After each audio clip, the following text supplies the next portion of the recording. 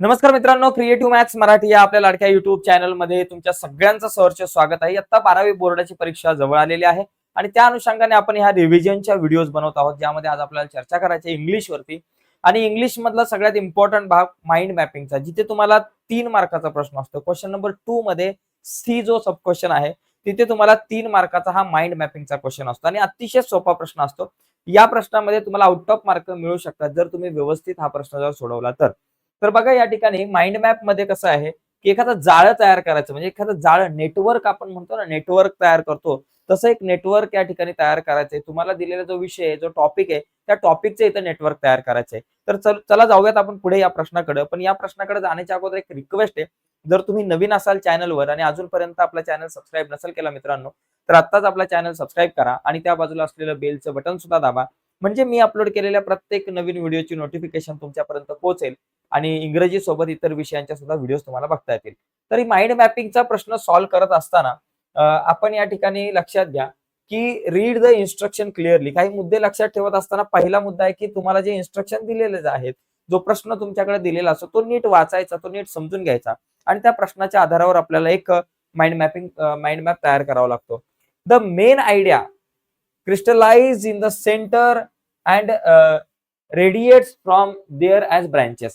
म्हणजे जी तुमची भूमिका आहे, मुख्य आयडिया आहे, जो मुख्य प्रश्न आहे, त्याला तुम्हाला अशा प्रकारे सेंटर मध्ये लिहायचं, काय एबीसीडी एक्स असेल आणि नंतर मग त्याचे बाकी वेगवेगळ्या प्रकारचे 3-4 त्याचे जे काही ब्रँचेस या ठिकाणी आपल्याला अशा प्रकारे तयार करायचे आहेत, असे त्याचे ब्रँचेस आपल्याला तयार करायचे आहेत. जसं की ईच ब्रँच कंटेन की आयडिया, म्हणजे प्रत्येक ब्रँच मध्ये एक एक आयडिया असेल, की आयडिया म्हणजे तुमचा जो मेन विषय त्याच्याशी रिलेटेड काही 4-5 वर्ड असतील, 4-5 मेन आयडियाज असतील, त्या शब्दाशी रिलेटेड काही आयडियाज असतील, या मुख्य या जो तुमचा विषय त्याच्याशी रिलेटेड काही या ठिकाणी आयडियाज असू शकतात. The branches from connected nodal structure, आणि नंतर मग याला पण कनेक्ट झालेल्या ज्या काही ब्रँचेस असतील त्या एखाद्या जाळ्याप्रमाणे इथं असणार आहे मित्रांनो. आणि you will have to develop mind mapping frame design, आणि बाकी तुम्हाला त्या माइंड मॅपचं काही डिझाईन करायचे, सर्कल काढायचे, काय जे काही तुम्हाला फ्रेम करायची ती तुम्ही तुमच्या पद्धतीने करू शकताय. आता एक आपण क्वेश्चन बघू, त्याच्यामुळे तुमच्या लक्षात येईल. हा क्वेश्चन जर बघितला तर चांगल्या प्रकारे तुम्हाला लक्षात येईल की या प्रश्नाकडे आपण कसं बघितलं पाहिजे. बघा एकदम साधा प्रश्न आहे की prepare mind map on the topic developing English language skill. बघा कशावरती बनवायचे, डेव्हलपिंग इंग्लिश काय language, English language skill. Okay, developing English language skill. तर ही मेन तुमचा की आयडिया आहे. मग तुम्हाला काय करायचं, याला तुम्हाला मध्यभागी ठेवायचं. मग मध्यभागी ठेवताना तुम्ही अशा प्रकारे डिझाईन काढा किंवा सर्कल काढा, काय फरक पडत नाही. आता हा घेतला, आता याच्याशी रिलेटेड काही तुम्हाला ही इंग्लिश स्पीकिंग डेव्हलप करण्याच्या अनुषंगाने जे काही की पॉइंट आहेत, इंग्लिश स्पीकिंग डेव्हलप करण्याच्या अनुषंगाने कुठले की पॉइंट असतात. आता भाषा जर का मला कुठलीही शिकायची, बघा मित्रांनो लक्षात घ्या, इथं थोडंसं बेसकडे जाऊ आपण. कुठलीही भाषा जर तुम्हाला शिकायची असेल, ज्यावेळेस तुम्ही जन्माला येता त्यावेळेस तुम्ही तुमची मातृभाषा शिकता.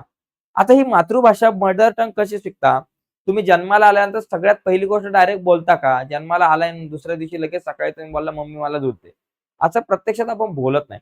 सुरुवातीला ती ऐकण्याची प्रक्रिया सुरू होते. जवळपास तुमच्या शरीरावरती तुमच्या कानावर खूप सारे शब्द ऐकायला येतात आणि ऐकल्यानंतर तुम्ही बोलायला लागता. जवळपास 2 वर्षानंतर एक एक शब्द बोलायला लागता. 1-1.5 वर्षानंतर तुम्ही 1-1, 2-2, 3-3 शब्द बोलायला लागतात. 3-4 वर्षाचे होतात त्यावेळेस वाक्य बोलायला लागतात. 5-6 वर्षाचे होईपर्यंत सर्रास बोलायला लागतात. म्हणजे सगळ्यात पहिली गोष्ट काय, लिसनिंग हा भाग खूप महत्वाचा आहे. ओके, तर हा लिसनिंग जो आहे ना, लिसनिंग स्किल डेव्हलप करणं खूप गरजेचं आहे. म्हणजे तुम्हाला जर का कुठल्याही भाषेचं जर का स्पीकिंग स्किल जर का तुम्हाला शिकायचं असेल, म्हणजे डेव्हलपिंग इंग्लिश लँग्वेज जर का तुम्हाला डेव्हलप करायची असेल, तर सुरुवातीला तुम्हाला लिसनिंग स्किल तुमचं डेव्हलप केलं पाहिजे.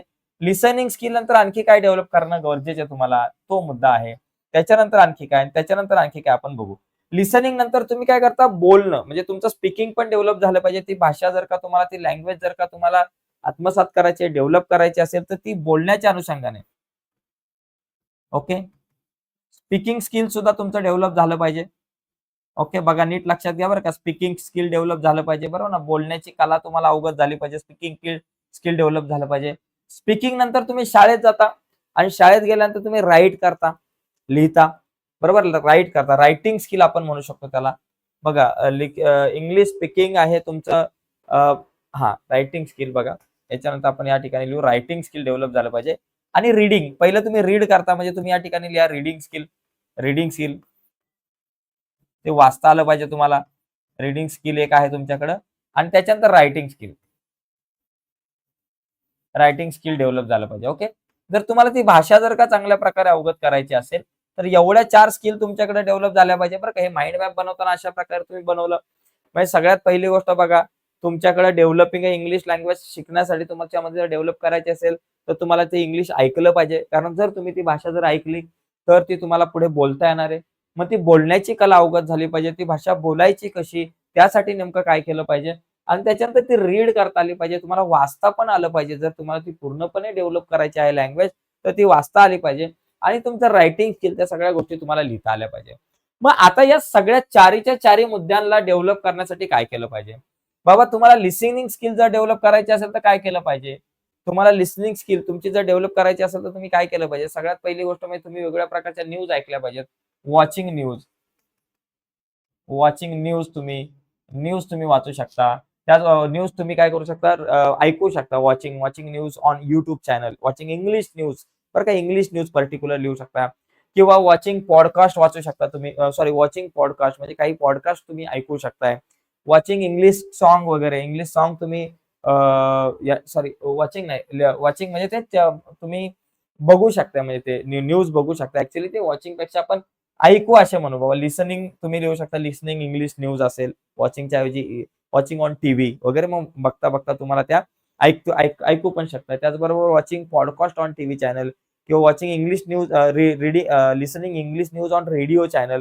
तर अशा प्रकारे तुम्ही बऱ्याचशा ज्या गोष्टी तुम्हाला इंग्लिश डेव्हलप करण्याच्या अनुषंगाने किंवा लिसनिंग स्किल डेव्हलप करण्याच्या अनुषंगाने ऐकायला लागतील ते किंवा वॉचिंग इंग्लिश मूव्ही तुम्ही इंग्लिश मूव्ही सुद्धा म्हणजे पाहू शकताय YouTubeवरती. त्या इंग्लिश मूव्हीज पाहिल्यामुळे सुद्धा तुमचा इंग्लिश लिसनिंग स्किल जे आहे ते डेव्हलप होऊ शकतो किंवा interviews watching interviews on YouTube channel. Interviews तुम्ही ऐकू शकताय किंवा लिसनिंग किंवा वॉचिंग तुम्ही लिहू शकताय. त्याच्यानंतर स्पीकिंग करण्याच्या अनुषंगाने तुम्ही काय-काय करू शकताय. मग ते पॉइंट या ठिकाणी एक इथं लिहायचे, की ते बोलण्याच्या अनुषंगाने तुम्हाला काय-काय करता येऊ शकतं बाबा. इंग्लिश जर स्पीक करायचे, बोलायची असेल तर त्याची प्रॅक्टिस म्हणजे त्याच्यासाठी काय बाबा स्पीक टू फ्रेंड्स तुम्ही मित्रांसोबत बोलाल. हे लिहू शकता. Speak to front of mirror म्हणजे मिररच्या समोर तुम्ही बोलण्याची थोडीशी प्रॅक्टिस करू शकता. त्याचबरोबर वर्ड जे आहे तुमचे वर्ड म्हणजे शब्दसंग्रह वाढवण्याचा तुम्ही प्रयत्न करू शकता. त्या सगळ्या गोष्टी इथं लिहायच्या तुम्हाला. त्याच्यानंतर रीडिंग स्किल डेव्हलप करण्यासाठी तुम्ही काय कराल बाबा, रीड न्यूजपेपर. त्याचबरोबर read story books every day. म्हणजे दररोज तुम्ही काही स्टोरी बुक्स वाचाल आणि रीड माय टेक्स्ट बुक एव्हरी डे. दररोज मी माझं टेक्स्ट बुक जे आहे ते मी रोज वाचेल इंग्लिशचं. तर या सगळ्या गोष्टी तुम्हाला इथं लिहिणं गरजेचं आहे. आणि रायटिंग स्किल डेव्हलप करण्यासाठी काय बाबा read write short stories regularly. त्याचबरोबर तुम्हाला write report and write daily diary. मी दररोज माझी डेली डायरी लिहल. तर अशा प्रकारचे पॉइंट तुम्ही याला धरून तुम्ही लिहू शकता. असं जर तयार केलं तर तुमच्याकडे एक माइंड मॅप तुमचा चांगला तयार होईल. म्हणजे एकंदरीत अशा प्रकारे आपल्याला माइंड मॅप तयार करता आला पाहिजे. एकदम सोपा भाग आहे. याच्यामध्ये तुम्हाला चांगले मार्क मिळू शकतात मित्रांनो. आता मी एक या ठिकाणी माइंड मॅप तयार करून ठेवलेला आहे. तो जरा मला नीट डिझाइन करता नाही आली त्याची. पण बघा अशा प्रकारे तुम्ही हा माइंड मॅप आपण तयार केलेला आहे. कसा?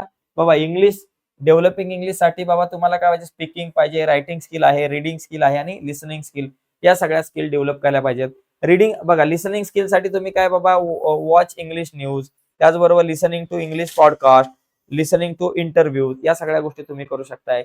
आणि त्याच्यानंतर बाबा इथे काय बाबा talk to others. English speaking skill जर का तुमच्याकडे डेव्हलप करायचं असेल तर तुम्ही दुसऱ्यांसोबत बोलू शकता किंवा टॉक टू फ्रेंड किंवा बाबा लर्निंग न्यू न्यू वर्ड्स किंवा मिरर टॉक प्रॅक्टिस या सगळ्या गोष्टी आहेत.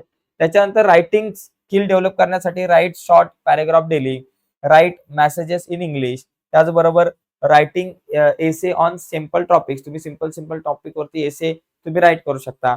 त्याचबरोबर रीडिंग स्किल डेव्हलप करण्यासाठी बाबा रीड शॉर्ट स्टोरीज इंग्लिश. त्याचबरोबर रीडिंग इंग्लिश न्यूज पेपर आणि त्याचबरोबर reading English text books daily. तर अशा प्रकारे मित्रांनो हा माइंड मॅप तुम्हाला तयार करता आला पाहिजे. एकदम सोपा असतो माइंड मॅप.